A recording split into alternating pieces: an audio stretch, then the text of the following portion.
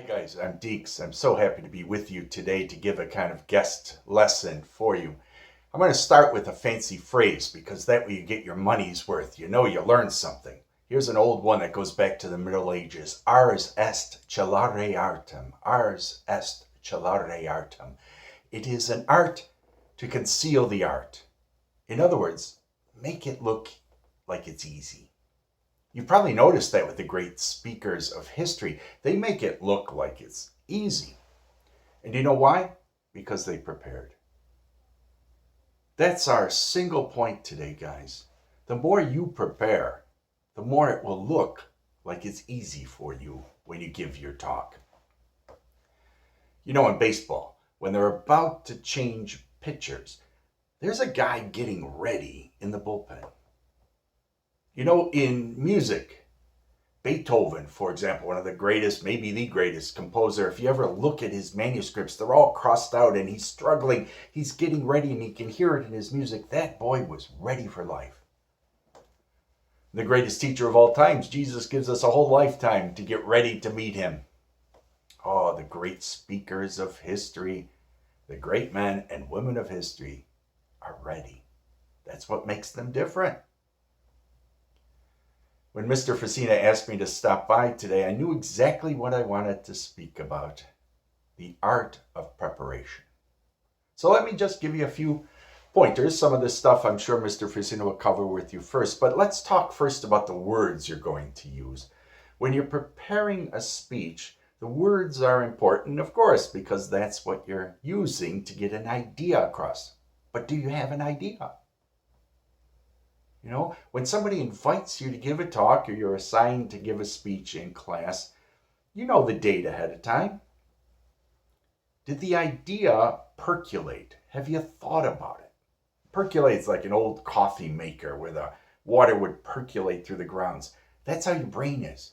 You know you have to give a talk in the shower in the morning, just start thinking of ideas. I often write down my ideas on index cards or post-it notes, and I'll have a ton of them. Most of which don't make it to the final cut. I'll save some of them maybe for another speech or whatever ideas I come with. I try to get it down to one idea. Your great speeches should be maybe one idea, with different parts, of course, to make your point. Winnow it down. And then listen to the words. Words matter. Listen to the great speeches of history. How do they use words? They tend to use simpler words. And they never talk down to people, the great speakers. Read some poetry. See how words work. You see how I did that on purpose? Words work. That makes it memorable to the ear when you're giving a talk. Pay attention to those little things. What kind of rhythm are you going to have? For you guys who are musicians, for example, you might have a leg up on this because you immediately get the rhythm of words and the rhythm of the paragraphs and the rhythm of your whole speech. That's important. Mr. Facina will go over with you the times where you might want to give your talk from memory. You might want to use notes if it's super complicated. I will give you hints in room 104 if you're interested. I can't do it now, on how to memorize big portions of things, okay? And we call them memory palaces or memory journeys. We can look at that if you're interested later. But you'd be surprised how much stuff you can memorize if you prepare. The next thing I want to talk about is making friends with the audience. Here's what the pros do when they give a talk. I'm not claiming to be a pro, but I know what they do. They arrive early where they're going to speak. They knew ahead of time who they're speaking to, what the age of the group is, how many people are going to be there. Obviously, guys, you're not going to give the same talk to fifth graders that you would give to senior citizens. But the pros arrive to the venue, as we call it, the place where they're going to speak. They're going to see what the podium is like if they're using one, what the microphones are like. Are they wearing one? Are they having to carry one? Be careful with that. Sometimes if you're too attached to your notes and you go to give a talk and there's no podium and you just have to carry your mic, it might be a problem. So just a heads up on that. And then with modern technology, if you're using slides, have them ready ahead of time. Get there at least an hour early to know your place. Have all the tech going. Now, of course, Zoom is a big thing too, so have that ready. Why do you want to have it ready? So you're less nervous.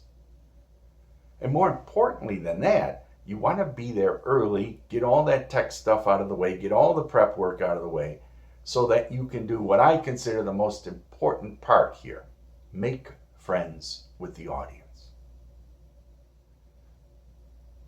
When all the prep is done in the room and you got the mics working and the podium and the Zoom and all that stuff set up, you go out to the audience and you say hi to people. You make friends. Just ask them a few questions. You're going to need those friendly eyes when you're giving your talk or your speech, especially when you don't know people. See, in class, you know everybody, so it's a little different thing. But when you're speaking in front of strangers, get some friendly eyes in different parts of the room, and it's a great way to put you at ease. Okay, so we've had preparing for the words that you're going to use. We have preparing by making friends with the audience. And now we got to prepare for your presence. The third part. You see, guys, you might not realize that, but if you're asked to give a talk, people are honoring you. They're saying, you know what you're talking about. They have confidence in you. They want you to succeed. And you honor them back by being prepared. So when you get to the place you're speaking, you get in front of the podium, own the audience. Take a moment, look around the crowd, show them that you're ready, and that you've got this. Now, I think every speaker, and I don't care how many talks they've given, gets nervous. I do a little game with myself. It works for me. I don't know if it'll work with you. I say to myself, Bill, you can get nervous later.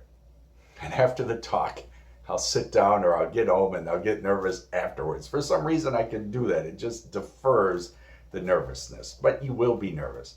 You will be less nervous, though, if you are prepared.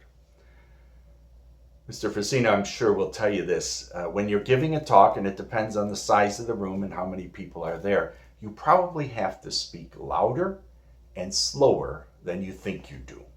Okay, you probably have to go louder and slower than you think you do. Now listen carefully. If there's a mic in the room, you listen for the reverb in the room, etc. But be aware of that. Because we're nervous, we often talk quieter, and we get quieter towards the end of our speeches too. And we talk faster. So be aware of that. Louder and slower than perhaps you think you need to be. Now remember how I started today? Ars est celare artem. It is an art to conceal the art, to make it look easy, to hide the preparation. Well, I concealed something from you today. All I did today in this little 8-9 minute lesson is rehash a lesson from Aristotle. Way back in the 300 BCs. He wrote a book called Rhetoric, and he said, these are the 3 things you need for a great speech. Logos, know what you're talking about, the words.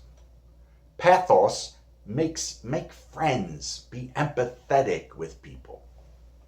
And ethos, have a presence they can trust. See, you're an elite group, guys.